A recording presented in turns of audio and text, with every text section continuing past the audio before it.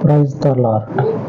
పరిశుద్ధుడు మహోన్నతుడు యేసుక్రీస్తు వారి దయగలిగిన నామంలో ఈ రోజున దేవుని వాక్య ధ్యానంకు ప్రతి ఒక్కరికి మన రక్షకుని పేరట ప్రైజ్ ద లార్డ్. రాజులు చేసినటువంటి శాసనాలు, ప్రభుత్వాలు చేసినటువంటి శాసనాలు ఆయా పరిస్థితులను బట్టి మార్పు చెందుతూ ఉంటాయి. అయితే దేవుడు చేసినటువంటి శాసనం అనేది మనుషుని బాగు కోసం దేవుడు చేసినటువంటి శాసనం అనేది మారదు, ఎల్లకాలం అట్లే ఉంటుంది.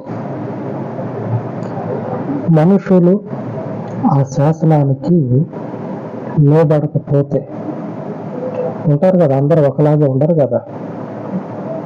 అటువంటి మనుషులు, తిరుగుబాటు చేసే మనుషులు లోబడకపోతే అటు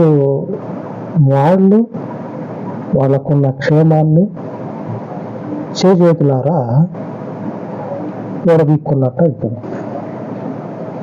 అంటే దేవుని చేత కాపాడబడినటువంటి మనుషుడు స్వప్రయోజనాలు ఆశించి లేకపోతే మూర్ఖంగా తిరిగి దేవుని ద్వారా వచ్చినటువంటి రక్షణను చేతులారా పోగొట్టుకుంటారు. మీలో అటువంటి మనస్తత్వం అనేది లేదు అని నేను అనుకుంటూ ఉన్నా. ఒకవేళ ఉంటే లేని వారుగా ఉండండి. ఏం చేస్తుందంటే ఆ మూర్ఖపు స్వభావము ఉన్నటువంటి క్షేమాన్ని, కలిగినటువంటి సమృద్ధిని పోగొడుతుంది. దేవుని ద్వారా మనకి క్షేమం వచ్చింది, బాగానే ఉన్నాం, నేను అంతలో బాగానే ఉన్నాం కదా ఒకప్పటి కంటే. ఆమె నాకు తెలిసినటువంటి వాళ్ళు ఉన్నారు, వాళ్ళని అడిగితే ఈ మాట చెప్తారు. మొదటగానే గుండె మీద చేసుకొని నిజం చెప్పండి అంటే, ఒకప్పటి కంటే ఇప్పుడు మెరుగే, ఒకప్పటి కంటే ఇప్పుడు బాగానే ఉన్నాం అని చెప్పగలుగుతారు. ఆ స్థితిని పోగొట్టుకోకుండా దేవుడు ఇచ్చినటువంటి రక్షణని, ఆ క్షేమాన్ని కాపాడుకున్నట్లయితే పరిస్థితులు అనేవి దేవుని చేత ఇంకా మెరుగుపరచబడి మంచి జీవితంలోనికి ప్రవేశిస్తాం.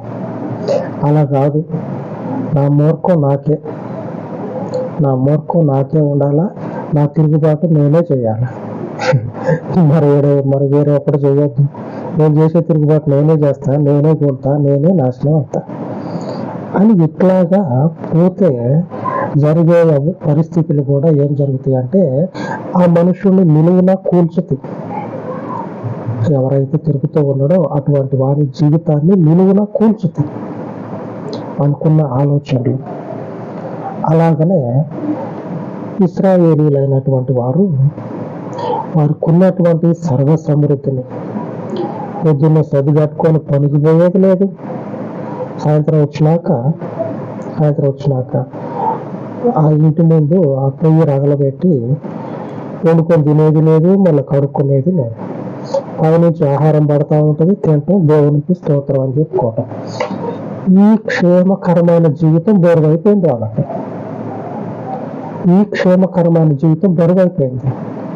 ఒకటి ముందు నిలబడి ఆ బల్లెము, ఆ ఈట పట్టుకొని, డాలు అవి వేసుకొని ఒకటి ముందు నిలబడి యుద్ధం చేసే పరిస్థితి లేదు. దేవుడే అన్ని ముందుండి అడుగు చేస్తా ఉన్నాడు. దేవుడే వాళ్ళకు ముందుండి అన్ని చేస్తా ఉంటే ఆ జీవితం బరువైంది. అంటే అర్థమైంది ఏంటి, ఒక్కొక్కడు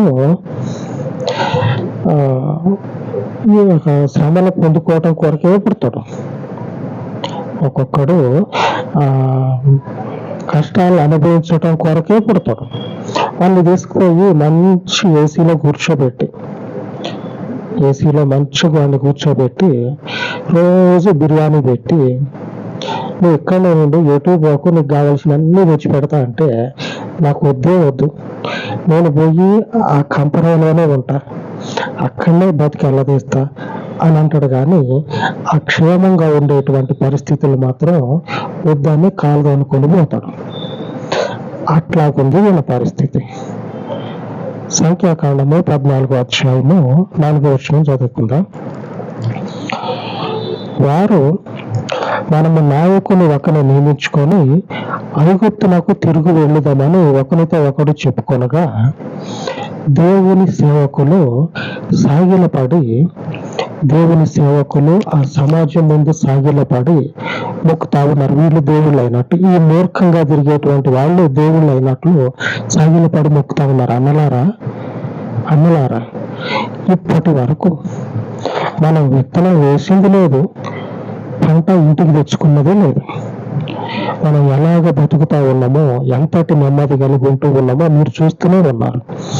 ఇంతటి నెమ్మదిని విడిచిపెట్టి తిరిగి మళ్ళా ఆ రొంపులోకి పోవటం అవసరమా? ఆ రొంపులోకి పోయి బట్టలన్నీ చింపుకునేటట్లుగా శ్రమలు పడటం అవసరమా మనకి అని అడిగితే ఒప్పుకోరు. ఇలా చెప్పుకున్నాక వాడికి బిర్యానీ పెట్టు, ఏసీలో కూర్చోబెట్టు, వాడికి కావాల్సిన అన్ని తీసుకుపోయి ఆ బెడ్ మీద పెట్టు. వాడు అంటాడు, నాకు వద్దు బతుకు, నేను అక్కడ రొంపులోనే దిగబడిపోతా, నువ్వు బయటకు లాగుతా అన్నా కానీ నేను రాను, అన్నే దిగబడతా, దాంట్లోనే కూరుకుపోతా, దాంట్లోనే మునుకుతా. అదే ఆలోచనలు అంటే చెప్పుకున్నాం కదా. ఒక్కొక్కడు ఎట్లుంటాడు అంటే ఆ కష్టాల కొరకే పుడతాడు, ఆ కష్టాలు అనుభవించడం కొరకే పుడతాడు. ఈ ఇశ్రాయేలీయుల తిరుగుబాటు దానిని పోలి ఉంది, అటువంటి మనుషులను పోలి ఉంది. పోలి ఉండటమే కాదు, ఆ రొంపులోకి దిగి నిండా మునిగిపోయారు. దేవుని చేత శపించబడి దేవుని చేతనే కొట్టబడ్డారు. ఒకడు శత్రువు అనేటోడు కొడతా ఉన్నాడు అనుకోండి, దేవుని దగ్గరికి పోయి మొరపెడతాం, వాడు ఇట్లా కొడతా ఉన్నాడు ప్రభు అని చెప్పినని మొరపెడతాం. దేవుడే చాచి కొడతా ఉంటే ఎక్కడికి పోయి మొరపెడతాం? ఈ మూర్ఖులకి అదే జరుగుతుంది. దేవుడు అదే జరిగించాడు. దేవుడే కొడతా అని చెప్పాడు. ఇక ఉపేక్షించేది లేదు. వీళ్ళు 1 కాదు 2 కాదు 10 సార్లు ప్రాణం విసిగిపోయేటట్లు చేశారు. ఇక వీళ్ళని ఉపేక్షించాలని దేవుడు సెలవిస్తా ఉన్నాడు. ఆ సేవకులు సాగిలపడి వాళ్ళకి మొక్కుతా ఉంటే, మీరు అంత పని చేయకండి, తిరిగి మళ్ళా అటు పోతూ ఉంటారు. ఎందుకు? అక్కడి నుంచే కదా దేవుడు తీసుకొచ్చింది. అక్కడ శత్రువు మిమ్మల్ని చాచి కొడతా ఉంటే మీరు మరిపెట్టారు కదా, దేవునికి ప్రార్థన చేశారు కదా కాపాడని. ఆ దేవుడు కాపాడండి.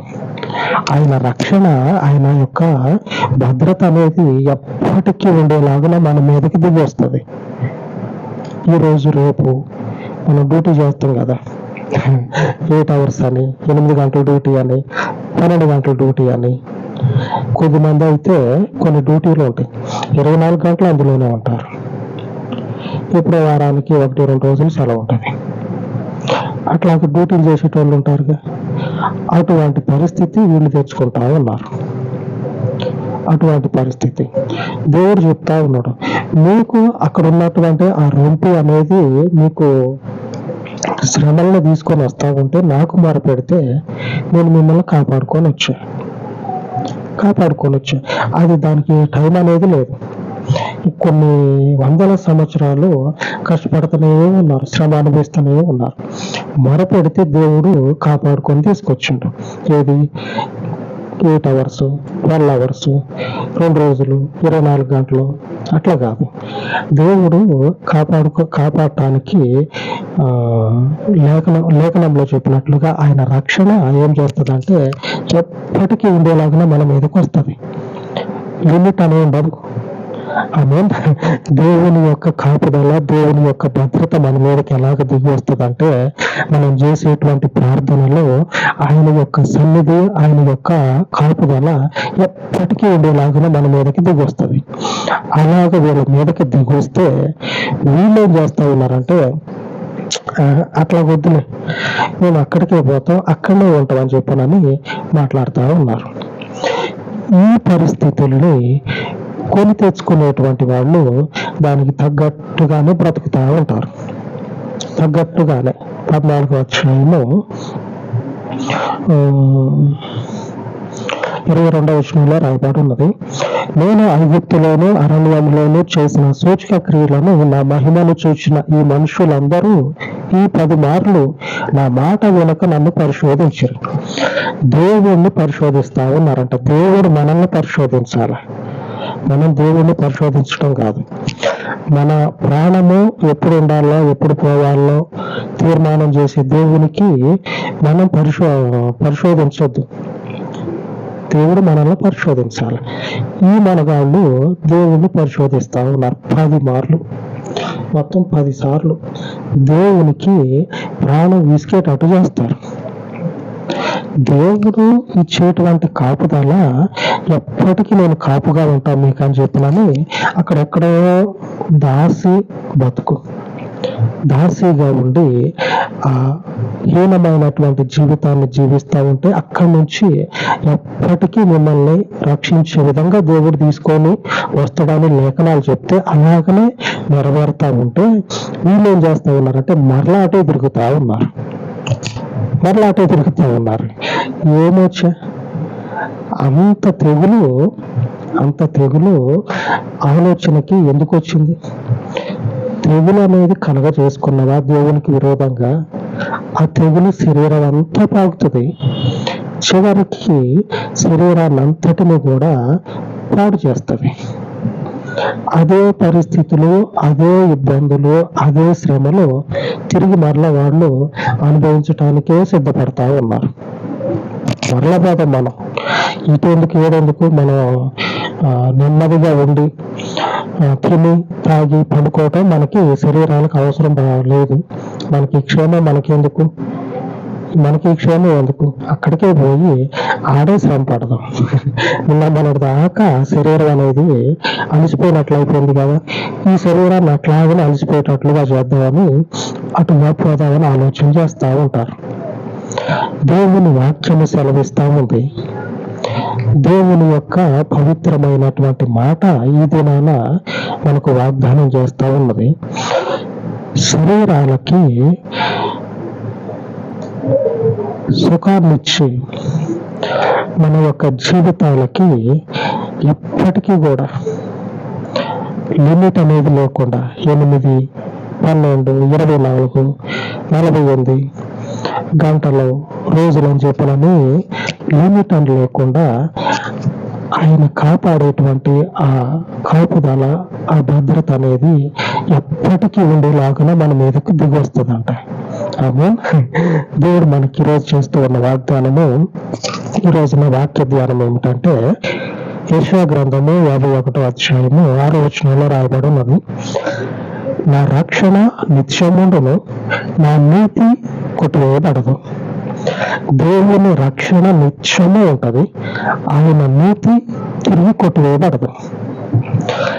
ఆయన రక్షించాడు, తీసుకొని వస్తా ఏం చెప్తాడో తెలుసా దేవుడు? వారిని తీసుకొని వస్తే అక్కడి నుంచి ఏం చెప్తాడు అనుకున్నారు?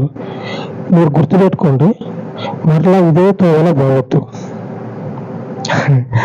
తెలివి ఉండవాడైతే, జీవితం మీద అవగాహన ఉండవాడైతే, ఒకప్పుడు మనం ఎక్కడ ఎంత శ్రమ అనిపించినవో, ఎంత కన్నీరు గార్చినవో, ఆ పరిస్థితి నుంచి బయటపడి వచ్చి తిరిగి అటువైపు వెళ్ళింది అనుకోండి, భయం వేస్తుంది.